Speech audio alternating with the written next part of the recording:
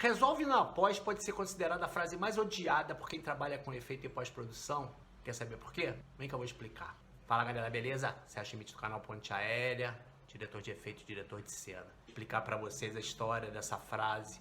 Por que a gente odeia essa frase? Eu comecei a fazer efeito para cinema no finalzinho da década de 90. Quem maratonou já pelos meus vídeos já viu, eu falo sobre Villa Lobos, que foi meu primeiro filme.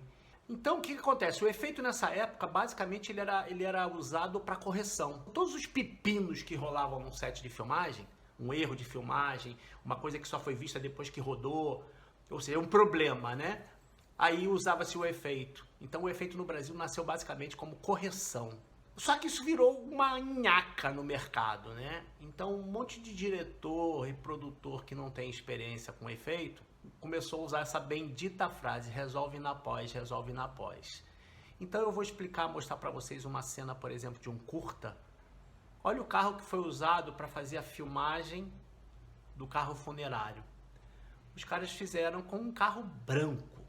Na real, o ideal dessa cena era ser feita com uma grua, né? Um carro grua, com uma grua na ponta.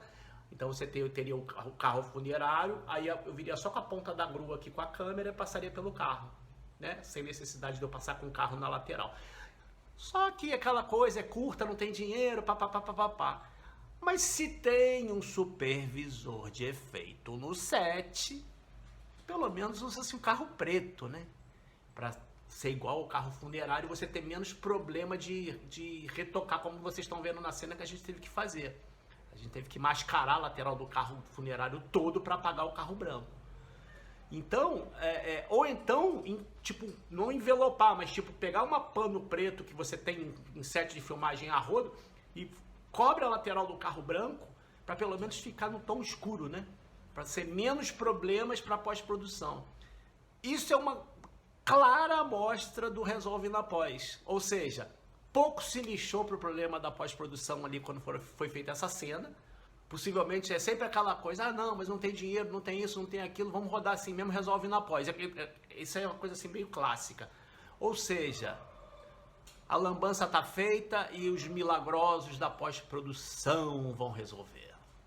Por isso a gente odeia tanto essa frase, porque você economiza às vezes lá, às vezes é preguiça e economiza, acha que economiza lá e gasta depois, né?